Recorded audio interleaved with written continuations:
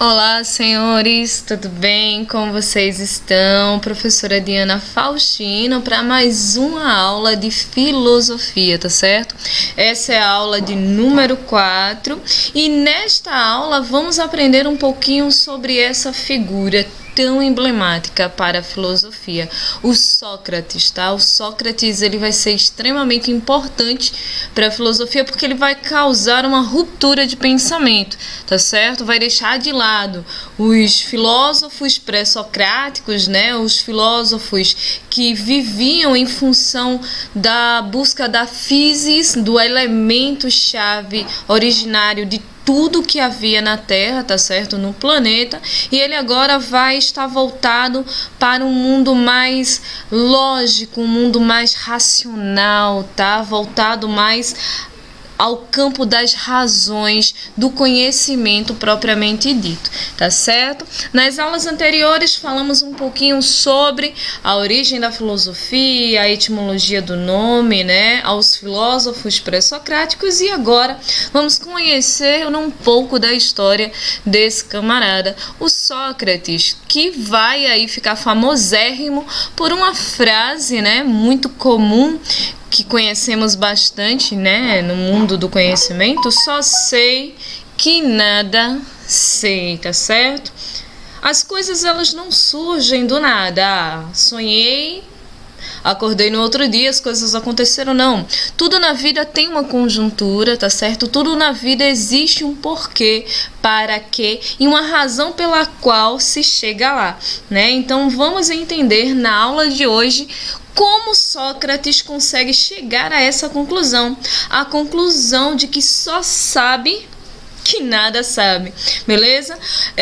Na filosofia de Sócrates, a gente tem que entender um pouquinho como surge, né? Como eu já disse a vocês, surge na Grécia. A Grécia, naquela época, era uma Grécia que vivia cheia de colônias, então por vários lugares está espalhado aí colônias, tá certo? Sócrates é de Atenas, tá? Ele vai nascer aí em média de 470 antes de Cristo, tá certo? E esse camarada vai ser um camarada que vai ser condenado à morte, tá certo? Ele vai ser condenado à morte por quê, né? Por perguntar demais. Ele era um camarada que perguntava demais, que fazia muitas perguntas, tá certo? E por essa razão acabou irritando algumas pessoas importantes da época, né? E acabou sendo levado a um tribunal. Nesse tribunal, ele foi explicar, né, indignado diante daquela conjuntura, porque ele era uma vítima e ele não sabia por que estava sendo julgado e condenado à morte. Então ele vai, tá certo, relatar no chamado Diálogo de Platão como ocorreu essa situação, certo? De questionar várias pessoas, irritar várias pessoas, pessoas importantes, que vai acabar levando ele aí a essa conclusão, essa conjuntura, né, de ser condenado à morte. E a morte naquela época era muito bruta, né? Era algo assim muito brutal, que eram pessoas em praça pública onde o condenado ia ser enforcado, tá certo?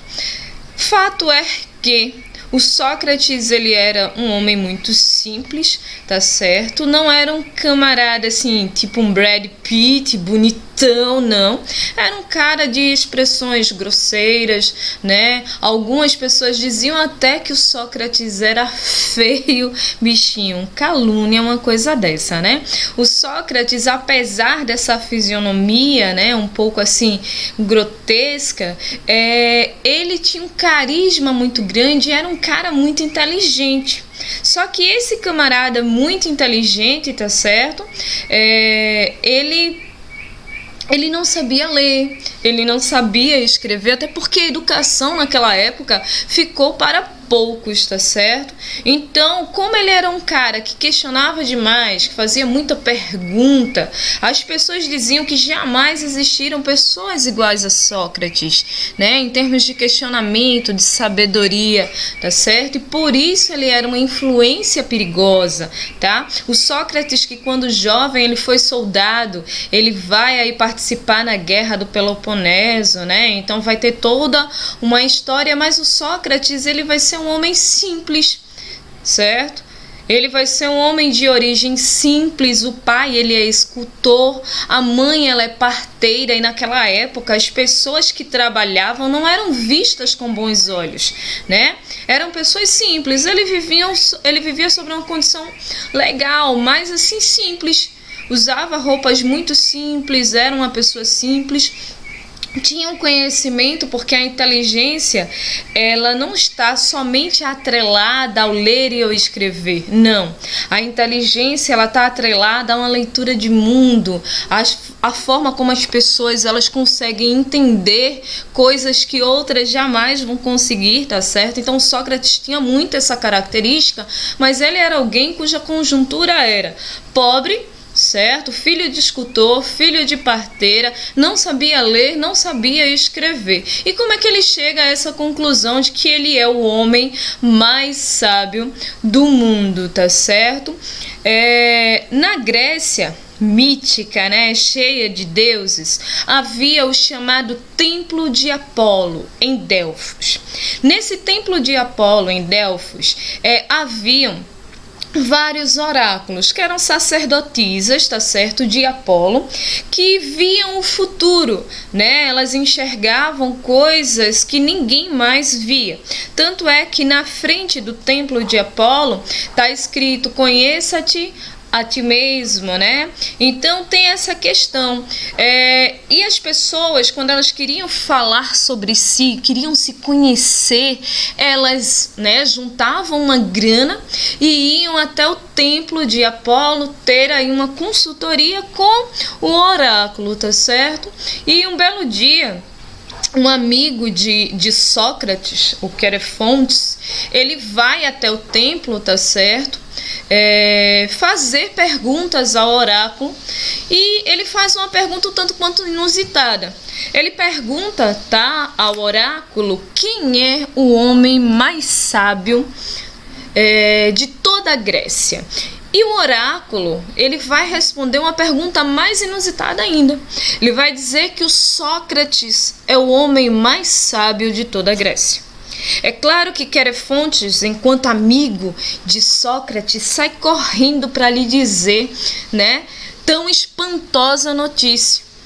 E quando ele fala a Sócrates o que o oráculo tem dito, é claro que o Sócrates ele vai receber tipo com indagação: eu sou o cara mais sábio de toda a Grécia?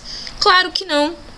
Diante de toda a minha conjuntura, um cara pobre, filhos de pessoas simples, não sei ler nem escrever, claro, tá certo, que existem pessoas mais sábias do que eu. Como posso ser eu o cara mais sábio se só sei que nada sei? Então, a partir daí, senhores, a vida de Sócrates, que tem aprendido o ofício de seu pai, que é ser escultor, ele achava algo muito difícil, mas acaba aprendendo, tá certo? Se transforma. A vida se transforma por quê? Porque ele sai em busca da resposta para essa charada que o oráculo tem dado. Como é que ele, diante de toda essa conjuntura, era o cara mais sábio de toda a Grécia? É claro que isso não poderia existir. Então ele junta todas as suas economias, tá certo? E procura um professor da cidade de Atenas, que era uma pessoa muito conceituada. E como eu falei na última aula, os professores daquela época, tá certo? Não os filósofos, os professores. Eles eram pessoas que cobravam muito caro para dar as suas aulas. Então Sócrates junta toda a sua economia, tá certo? E vai ter uma aula com o professor. E quando ele tá tendo aula com o professor, ele escuta o professor falar por várias horas. E ele chega à conclusão de que esse professor, ele apenas é um reprodutor do conhecimento que outra pessoa de que outra pessoa passou para ele. Que ele não sabe a origem, ele não sabe o porquê, ele não sabe como. Quando ele começava a indagar esse professor, ele não sabia repetir, ele não sabia responder com o conhecimento propriamente dito. Então Sócrates começou a perceber que esse conhecimento era apenas uma reprodução do que outras pessoas, né, tinham falado, do que outros professores. Então ele para e pensa, cara, esse professor, ele não é mais sábio do que eu, porque ele não sabe, ele apenas responde algo que foi ensinado a ele, ele apenas reproduz. Então, em casa, chateado, ele pede ao pai para que lhe pague um outro professor, alguém ainda mais conceituado, um camarada assim de renome, né, na cidade de Atenas. E o pai, angustiado, vendo ali aquela aflição de Sócrates, acaba pegando parte de suas economias e dá a ele para que ele vá e tenha uma aula com outro professor. Quando ele vai ter uma aula com outro professor, ele se decepciona mais uma vez. Por quê? Porque ele vai ouvir o professor falar por várias horas, mas nada do que ele diz é um conhecimento próprio, tá? Apenas é uma reprodução daquilo que alguém ensinou a ele. Decepcionado, ele volta para casa, né, intrigado com essa história de que ele é o camarada mais sábio de toda a Grécia e que não conseguiu provar, tá certo, que os professores eram mais sábios do que ele, tá certo? Então, ele decide, né, que o camarada mais sábio que ele conhece é o pai. Então ele vai olhar o pai trabalhar por várias e várias horas e fica apenas observando. E observa que o pai é apenas um reprodutor do conhecimento que alguém ensinou para ele no passado, seu pai, seu tio, alguém nesse sentido. E ele acaba ficando decepcionado, até que um dia, né, sua mãe, que é parteira, acaba chamando ele, tá certo, para participar de um parto difícil. E ele vai e observa. A mãe dele, ela não cria as crianças, né? Mas ela ajuda essas crianças a chegarem ao mundo, tá certo? Da mesma forma, ele para e pensa, se ela não ajudar, a criança vai morrer. Consequentemente, a mãe vai morrer também. Daí ele para e começa a analisar a importância do trabalho da parteira. Ela não é alguém que cria, que cuida, mas é alguém que traz ao mundo, tá? E esse ensinamento, né, essa lógica, ele acaba levando para a sua própria filosofia. Daí vem o termo maiêutica, que seria parto do conhecimento, tá certo? A palavra maiêutica é uma palavra grega que significa parto, parto do conhecimento, parto das ideias. Ele para e percebe que ele poderia ser um parteiro, mas um parteiro de quê? Do conhecimento, ajudar a despertar nas pessoas o conhecimento, para que a partir desse despertar as pessoas começassem a buscar por si próprias, tá? O conhecimento, as respostas que tanto indagam aí as suas vidas, tá certo? Uma outra característica que eu acabei esquecendo de dizer para vocês lá sobre os professores é que na busca desse conhecimento, o Sócrates acaba se tornando um camarada polêmico demais. Por quê? Porque nessa busca ele começa a provar para as pessoas que os professores, médicos, tá certo? Poetas, a galera que tem uma profissão específica, essa galera não tem o conhecimento, elas são apenas reprodutoras de algo. Então ele se encontrava com outras pessoas em praça pública e isso acabava juntando uma série de pessoas ao redor para ouvir o que eles iriam conversar. E diante dessa conversa, o Sócrates acabava irritando as outras pessoas porque ele perguntava como, por quê, qual a origem, como você chegou a essa conclusão, tá certo? E as pessoas se irritavam porque elas não sabiam essas respostas. Elas sabiam apenas respostas prontas, tá certo? Então, a partir dessa lógica, a ideia de Sócrates, ela vai ser dividida em duas. Uma ironia que era essa busca, tá certo? Perguntas, fingindo aí ser totalmente ignorante coisa que ele não era. Ele era o cara mais sábio e ele chega a essa conclusão, segundo o oráculo, porque ele sabe que nada sabe, tá? Que o conhecimento é uma busca incessante de pesquisas, né, de observação, de uma série de coisas, tá? E ele vai analisando as respostas das pessoas, que são respostas limitadas, do interlocutor, né, das pessoas com quem ele conversa, e vai expondo a sua contradição, fazendo com que as pessoas se irritem. E é por essa razão que ele acaba indo parar no tribunal e acaba aí sendo condenado a forca, tá certo? Em contrapartida, nós vamos ter a maiêutica, que é o parto das ideias. Ele dizia que as pessoas que ele fazia com que as pessoas tirassem, né, nesse caso, de dentro de si, a verdadeira sabedoria, tá? Na busca de respostas. Ele não dizia que as pessoas tinham que encontrar a verdade. Nem ele mesmo sabia qual era a verdade, ele tinha essa consciência. Só sei que nada sei. Ele não era o detentor da verdade. Ele apenas buscava o conhecimento através de algo que viesse saciar as suas respostas, tá?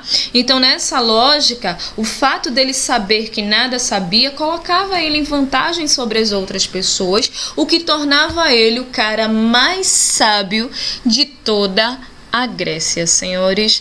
Meus amores, essa foi a aula de hoje. Tem uma turminha aí que tem um livro de filosofia, não é isso? Eu tô ligadinho em vocês. Então, esse assunto tá lá na página 17. Quem quiser dar uma lida, tá certo? Fique bem à vontade. Eu vou deixar uma atividade lá no Forms, no Google Formulário, mas também para a galera que tem um livro, lá na página 20, onde tem assim atividades nessa folha aí azulzinha, tá certo? Tem 3 primeiras questões. Essas 3 primeiras questões, que é revendo o capítulo, fica bem interessante que vocês façam, tá? Então, por gentileza, vocês aí atualizem os cadernos de vocês, principalmente a galera que tava aí no presencial, que a gente já vinha fazendo um trabalho bem legal, tá certo? O pessoal que não tem aí o livro, não se preocupe, a gente permanece com as atividades do formulário, lembrando que o formulário é a presença de vocês, tá certo? Então, que todos vocês coloquem lá, façam as atividades do formulário e coloquem lá o nome completo dos senhores, tá? Meus amores, um cheiro e desculpem o vídeo aí estendido, tá certo? Fiquem com Deus e até a próxima aula. Tchauzinho, bye bye!